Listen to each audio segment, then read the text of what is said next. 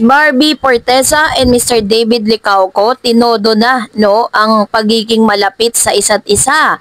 Ano nga ba ang sabi ng ilang mga journalists at showbiz insiders patungkol dito? But before that, if you haven't subscribed yet to my YouTube channel, please don't forget to like, share, and subscribe at i-hit mo na rin ang notification bell for more showbiz updates. Bago tayo of course magpatuloy sa ating updates for today's video, nais ko po of course pasalamatan kayo lahat ng mga Barda fans na lagi pong nakaabang at nakasubaybay sa mga updates po natin. Maraming salamat po dahil kayo po ang dahilan kung bakit na-inspire tayo to do a research for you about Barbie and David Licauco. And now, let's talk about Barbie and David.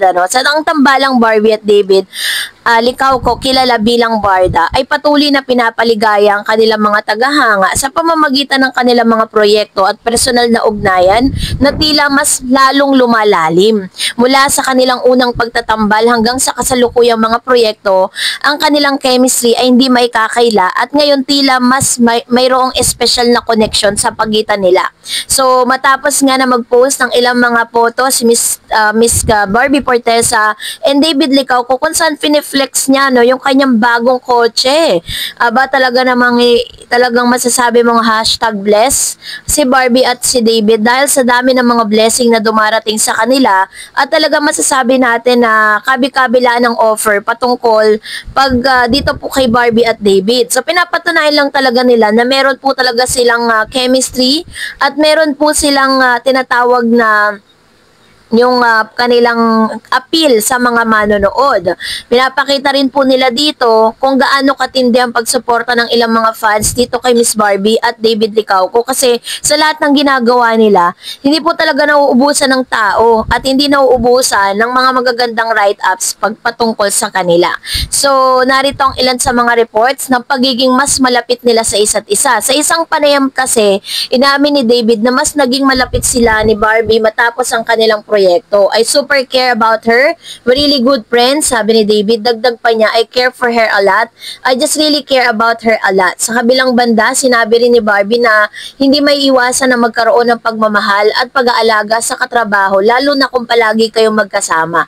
Yan ang ilan sa mga pag-amin po ni Mr. David and Miss Barbie Forteza na pinapatunayan nila na yung kanilang ibang klaseng connection sa isa't isa.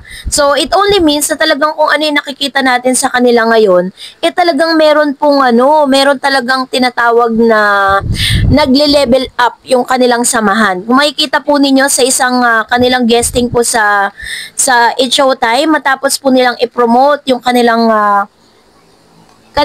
produkto, yung Closer You and I, nakita nyo naman po, grabe po yung mga pakilig moments nilang dalawa, diba? So, hindi rin may kakaila ang mga kilig sa sandali sa pagitan ng dalawa. Sa isang video na inilathala ng Sparkle GMA Artist Center, naglaro sila ng Crush Ka Ba ng Crush Mo? Kung saan tinanong ni Barbie si David kung crush niya ang crush siya ng kanyang crush. Sumagot si David ng sana, na sinunda naman ni Barbie na tayo na lang kaya, na sinagot naman ni David na sige. Ang palitan ng mga salita ay nagdulot ng kilig sa kanilang mga tagahanga.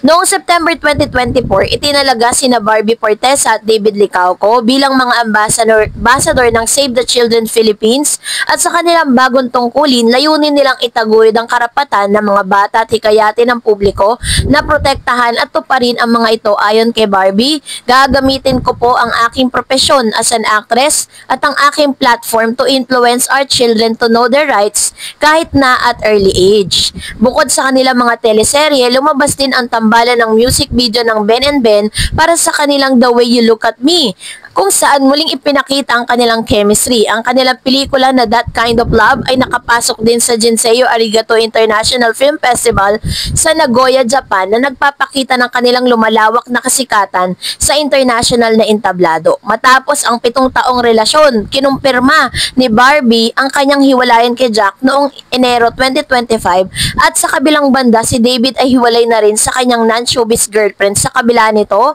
pareho nilang sinasabi na masaya sila sa sa kanilang kasalukuyang estado. Sa isang panayam nga, sinabi ni David na I'm really happy. Ayon kay Mr. E.R. Ejercito, nakikita niya daw di umanong potensyal ni na Barbie at David na maging susunod na Honora Honor at Rudy Fernandez. They have the potential to be the next Nora, Vilma or next Rudy, sabi niya. Ang kanilang dedikasyon at talento ay patunay ng kanilang kakayahan na maging mga haligi ng industriya sa hinaharap. So ang tambalan ni na Barbie at David ay patuloy na nagbibigay inspirasyon at kilig sa kanilang mga tagahanga, sa kanilang mga proyekto, advokasya at personal na ugnayan. Makikita ang kanilang tunay na koneksyon at dedikasyon sa isa't isa. Habang patuloy silang lumalago bilang mga artista at individual, inaabangan ng marami ang susunod nilang mga hakbang, parehong profesional at personal na aspeto. So inaasahan natin na kung ano man yung nakikita nating koneksyon ni Barbie at ni Mr. David Licauco ay nagkakaroon po ng progress. Hindi lang po sila parang nananatili sa ganitong estado na parang they have relationship professionally, pero dun sa personal, di ba kasi dati ganun parang professional lang talaga yung kanilang ugnayan. Pero this time, kitang-kita natin at talagang sumasabog yung chemistry at yung spark nila sa isa't isa. So bilang mga tagahanga, talagang kumbaga is tumatago sa screen, no, yung nararamdaman at nakikita natin na kung ano man yung meron sila ngayon. So kayo po, anong inyong saloobin patungkol dito? Comment down below. At dahil dyan, bigyan daan naman po natin ang ilan sa mga komento at reaction po ninyo patungkol naman sa ating latest updates. Ayan, magbabasa tayo dahil talaga naman dami po mga nag-comments sa comment section patungkol dito. So, let's start off with Mr. Sino to? Nahin natin ang komento mula kay Ma'am She Angel Faith. Sabi niya, naku po, pag may bagong love team na mag-click sa pandak na snake na yan, magagaya ka kay Jack, sisipain ka rin yan, set aside ka rin. Yang pilingera maganda, kahit anong effort mo dyan, kung anong ginagawa niya kay Jack, gagawin din niya sa'yo. Huwag kang magpagamit sa user na yan. Nag-click lang love team yun, nakapag-break na sa boyfriend niya. 7 years sa walang sawang nag-effort sa kanya. Snake is always a snake. Well done, Jack. Kung anong ginawa sa'yo, gawin mo rin sa kanya ang makipagharutan sa iba't ibang lalaki, harap ng babae, rerespetuhin ka. Grabe naman, Miss Angel Faith. Angel talaga yung pangalan mo, ha? Pero kung makapanghusga ka ng tao, we don't even know what's the reason behind kung bakit sila naghiwalay, diba? Kung titignan natin, is talagang hindi naman talaga inilabas yung tunay na dahilan. Kaya wala tayong karapatan na sabihin na isa lang talaga yung merong kasalanan. Maybe, sabi nga it takes two to tango, diba? Laging dalawa yan ang may pagkukulang. Sabi ni Mr. Resita Takud, talagang gusto kong panoorin silang dalawa. Sana sila na nga. Sabi ni Miss Milagros, Barda always movie for them. Ayan. So, ito yung kanyang comments, no? So, marami po talaga ang nagre-request na ng panibagong projects for them. Sabi ni Miss Marina, Lord, gabayan po ninyo sila, saan sila mangpunta, Lord. Si Barbie niya, David, saan sila maglalakbay. Thank you, Lord. Sabi ni Julie, kailan kaya sila amin? Love na love ko ang Barda. Ayan. So, sana nga, no, soon. At talagang i-intensify pa ni Mr. David Licauco yung kanyang pagmamahal for Barbie. And sabi ni Miss Tess, wow, congratulations, Barda, and we wish you all the best through all your togetherness. Stay strong, Barda. Ayan. Salamat, Ma'am Shi, sa inyong komento at salamat din po sa inyong palagiang panonood dito po sa ating channel. Talaga namang nakaka-inspire, no, na marami nagmamahal kay Barbie at David. Another one, sabi ni Miss Helen, ang ganda ng love story ng Barda, kaya love namin sila. Sabi ni Miss Lerma, magkatuluyan nga lang ang Barda, okay na ako sa akin. Mas commercial lang silang isang teleserye, isang movie sa isang taon. Why not?